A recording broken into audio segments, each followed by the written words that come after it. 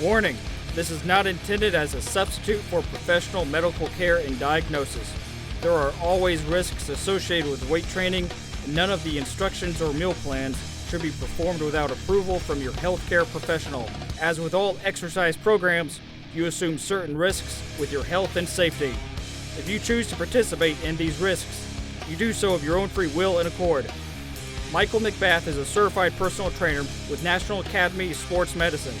He is not a medical doctor, and nothing in this video should be misconstrued to mean otherwise. Muscles of Motivation is not responsible for any injuries or death as a result of using these techniques.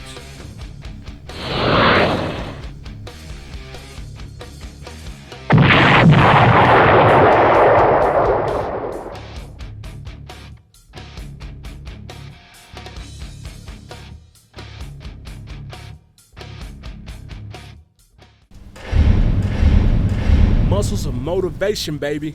Let somebody else throw in that towel, because I ain't throwing it in tonight. So after I finish with the decline dumbbell bench press, I'm feeling really good. I could probably stay in the gym about 2 more hours, but I don't want to do that. I want to do it right, because the way my nutrition is set up and the way my macros are set up, which I do not count macros. A lot of people ask me, do I do that? I do not. I just know what I eat. I eat what I want to eat. But it's always healthy when I eat what I want to eat. So I know exactly what I'm taking in and all that good stuff. Once I move on from the decline bench press, I move on to flies. This is my favorite exercise. If you ever felt my chest, which you probably haven't, if you ever felt my chest, I could probably crack walnuts, I could probably crack quarters, I could probably crack pennies. My chest is probably the strongest part of my body. Now, I usually didn't have that valley. When I say valley, I mean the center of your chest. You know, it looked like somebody parted the Red Sea, just like Moses parted the Red Sea. It looks just like that. And I mean, it's just muscle on muscle there. I usually didn't have that. I learned how to get that, and it took me probably about 2 months to put a brick wall right there. So what I do on this, I start with some real heavy weight. I start with 275, and I do 20 reps. And this is really burning now. Like, I'm feeling in my chest, and I'm doing my 20 reps, and then I stop. Now remember, the minimum repetition for this is 15, but I always go past the minimum. And so now I bumped the weight up, and now I'm at 80. And remember, the minimum is 15, but when I do 80, I only get 14. So I pause for a second, then I come back and I think I do 10 more. So it's somewhere between 6 and 10.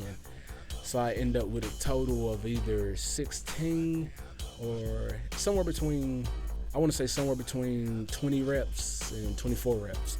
Who knows? I exceed the minimum. And so after that, I bump up the weight. I was at 280, now I'm at 285.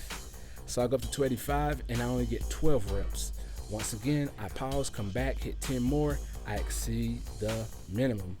And now I'm at 290, I move it up to 290. And here I'm like, okay, if I get 10 reps, it's good. I get 10 reps, but I say, you know what, I want more. So I end up pushing for more. So I get about 15 to 17 reps in.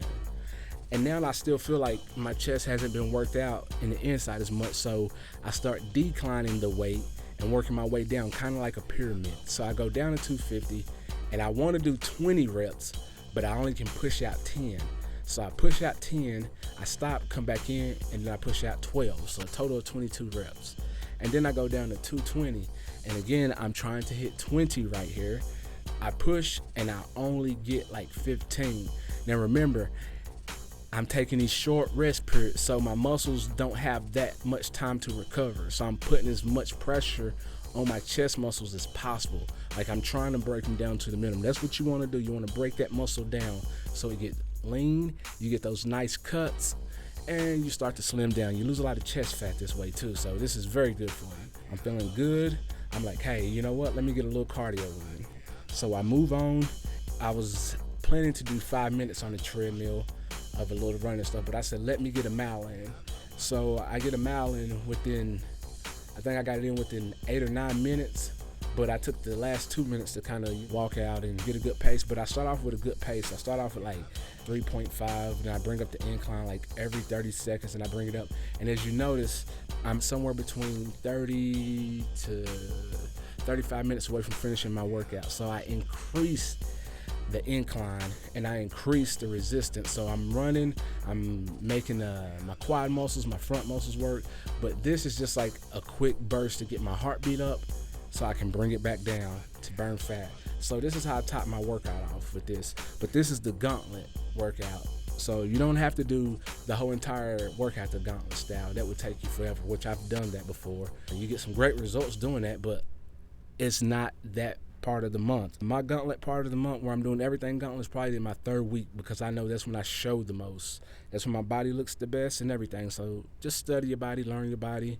And I hope you guys enjoyed this video. And if you need any information, you can email me at musclesofmotivation@gmail.com, or you can email me at michaelmcbath@yahoo.com. In the description below is the emails and where you can purchase t-shirts and workout plans and all the other good stuff. I hope you guys enjoy. Have a blessed day.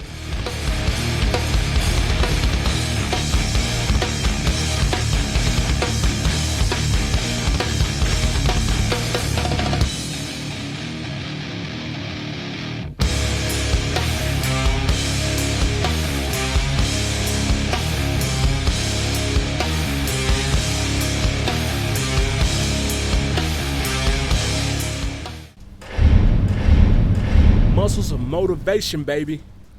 Who can't do it? They can't do it, but we can. Make sure you follow me and subscribe.